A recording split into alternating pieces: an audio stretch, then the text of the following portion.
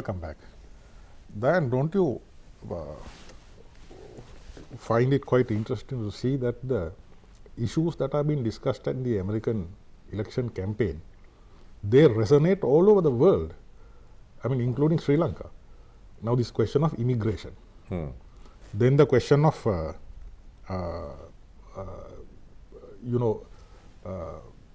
investments going out of the country, and more imports coming in. I mean, isn't that a kind of thing that sort of resonates across, say, the United States, Britain, and it even comes to Sri Lanka? Oh yes, I mean there's been a globalization of politics. Brexit is something that is discussed here, or should be discussed. I think it is. It does resonate. The Colombian referendum. Now that Sri Lanka is going to probably have a referendum on a new sort of non-unitary federalizing constitution, the examples of governments being defeated at referenda is important. And now that EDCA, the Prime Minister's promised, or should I say threatened, to sign EDCA before the year is out, makes us aware of the whole debate about free trade agreements. That's right. That's going on. The Belgians finally decided to go along with the agreement with Canada. But all of this is up for debate. Immigration is not so much a problem for us.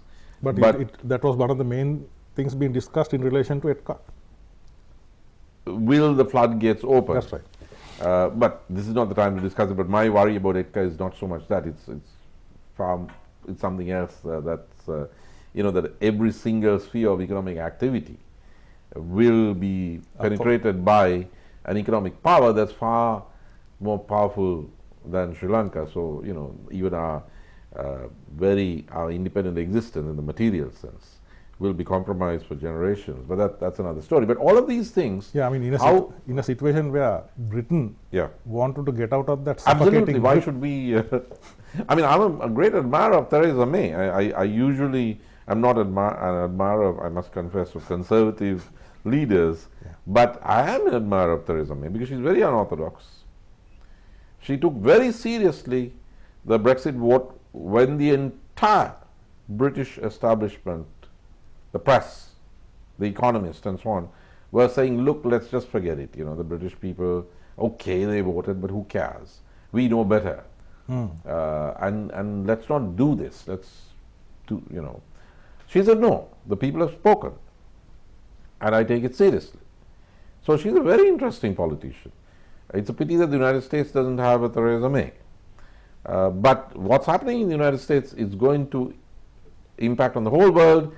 One, because the US is the US, and two, because it's such a dramatic contrast. The implications of victory are so huge, or as Mr. Trump would say, huge.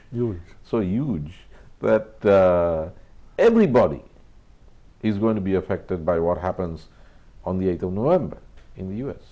Yeah, given the misgivings that the US has, say with the Trans-Pacific Partnership, with NAFTA, I mean that gives us a cause to question even this EDCA that is being contemplated. Well, frankly, I think that the dominant economic ideology of the Sri Lankan government is out of date.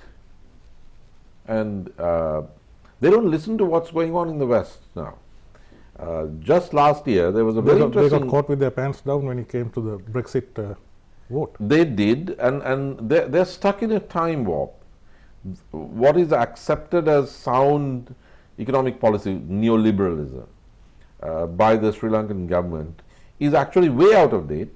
It's in huge crisis. It has led countries into crisis, such as Greece. And the West is on its way out of that. I mean, and this was actually said in Colombo by Nobel Prize winner Joseph Stiglitz when he was invited by the new government last year to address an economic summit, and he was talking on the same platform, literally, as Prime Minister Wickremesinghe. And Joe Stiglitz said, if you want sustainable growth and sustainable development in your post-conflict situation, you should focus on the issue of equity, because that's what the facts tell us. But I think, it went in through one ear and came out the other. And this is Joseph Stiglitz we're talking about. Yeah, But the government is wedded to an economic doctrine of supposedly free trade with anybody who's willing to sign a pact, irrespective of the enormous asymmetries involved. There is no geopolitical realism involved here in the government's thinking. Its entire economic doctrine is 1980s,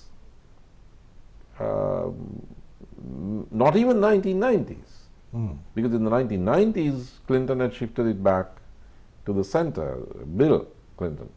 So I think that we are flying in the face of all the international evidence, where free trade agreements, bilateral and multilateral, are being questioned. In fact, there is a report which came out of the UN Human Rights Council.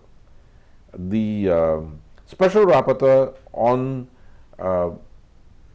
improvements to the international order, Dr. Zayas, Alfred Zayas, issued a report in which one of the recommendations is that these agreements, these trade agreements, impact on popular sovereignty, and therefore they should be subject to a national referendum before they are put into place. Before, not after. Now, EDCA, going by this report, the UN report, should be approved at a national referendum before it passes into law.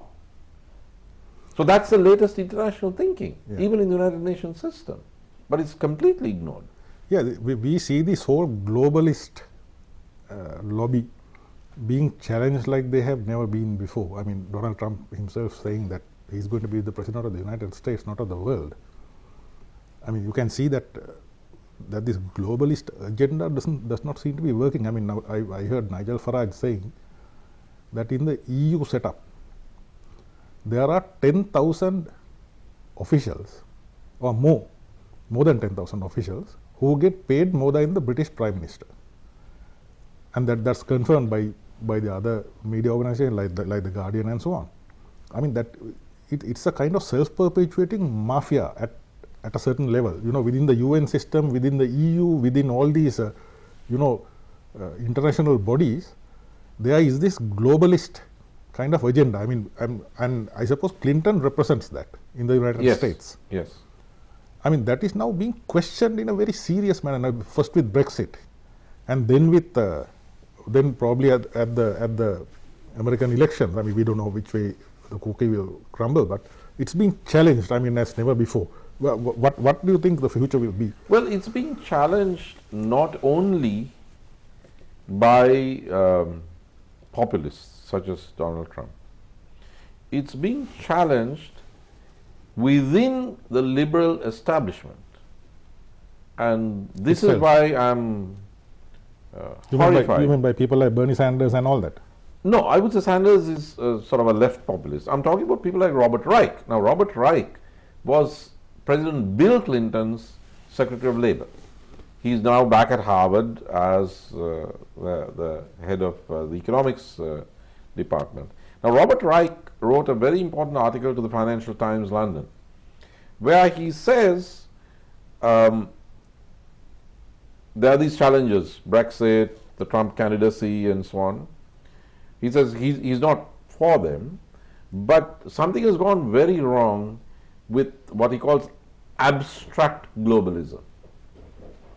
His idea that, and he spells it out, he says that all you have to do is open up your economy as much as you possibly can.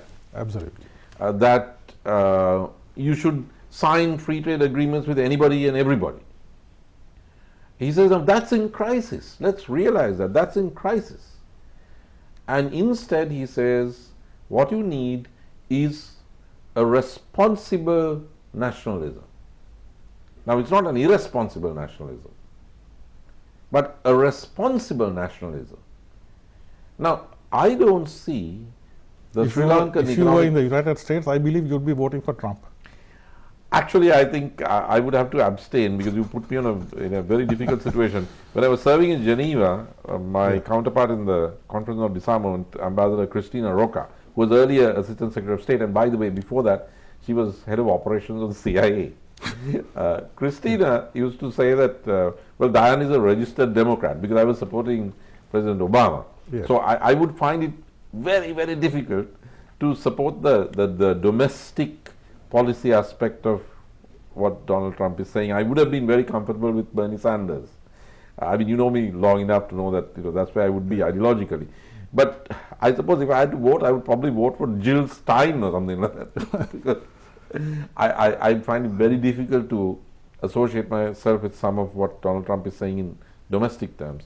But I would be very worried about the threat of war if Hillary won. And I think there's a lot of hypocrisy in there, not only towards Syria and Russia. But if you remember her candidacy in 2008, I mean, this is somebody who wanted to, who was threatening Iran. So you never know. I mean, whether it's on Iran or Syria or Russia, I mean, she could be, her finger on the trigger is a scary thing. So if I were a US citizen, even as a Sri Lankan born person, I would be in a very difficult situation, frankly. Yeah, just very quickly, Dan, do you feel that the United States has been weakened in the past decade or so?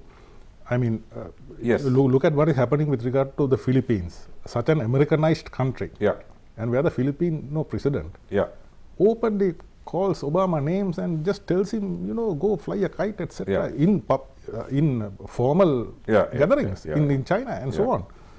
So, have we ever seen a situation like this before? I mean, the United States president being called names by one of their closest allies. It's beyond the question of the US president. You know, what has happened is that the Philippines, as you say, a very pro-US place, but also has an undercurrent, as you well know, because you're familiar with the Philippines, of a very sophisticated nationalism. The intelligence here is far more sophisticated than here. And there's always been a very sophisticated, patriotic, nationalist, educated class, unlike our educated class, which is basically a class of pro-Western puppets. That's not the case in the Philippines. But what's happening in the Philippines is also happening in Malaysia. The Malaysian Prime Minister Razak, has told the West yesterday or day before, don't lecture us, your colonial powers, we know all about you. And he has proceeded to sign a huge economic deal with China. So it's spreading. Which is exactly what the Filipino president did, Duterte. Of course, Duterte has a different background. And it's very interesting as somebody from the university milieu yourself. Duterte was a student of Jose Maria Sison, the founder of the Maoist Communist Party, Oh, I see. when Sison was lecturing in political science at the University of Manila. Oh, I see. So the Well, that explains something. that explains quite a lot. So there is a shift in Asia. Now, what saddens me is that in Sri Lanka, the governing elite is clinging to a West which is manifestly in decline. The smart money is moving elsewhere, or rather, smart money is coming from elsewhere. The Philippines, Malaysia, these countries are turning away from the United States, away from the West, because they know that it's in crisis. And they are linking up very openly with China. Duterte has, in fact, talked about Russia as well. So what's happening is that there is a Eurasian factor coming into play with the convergence of Russia and China. With China's economy and all these countries growing. are supposed to have conflicts with China over the South I know, China I mean, Seas and all that. what happened to the Filipino conflict? Absolutely. It disappeared overnight. Yeah. I mean, I believe Sri Lanka was abstaining on this issue. You know, and the Philippines and Malaysia, and these countries are turning towards China. Now, the Sri Lankan elite has its head screwed on in the wrong direction. It's looking west when it should be looking east. Absolutely. Well, that brings us to the end of a very interesting discussion. I won't even try to sum it up. Thank you very much, Dan, for being on the program Thank you tonight. so much. Thank you. It was a pleasure talking to you. Good. And very talking to you. It was informative. very good. Thank I you. mean, I had known you for Thank more than 30 years, but every time I talk to you, there's something always new. Thank you. in Thank what you you. say. Very kind of you to say so. Well, that'll bring us to the end of the program. Thank you and good night.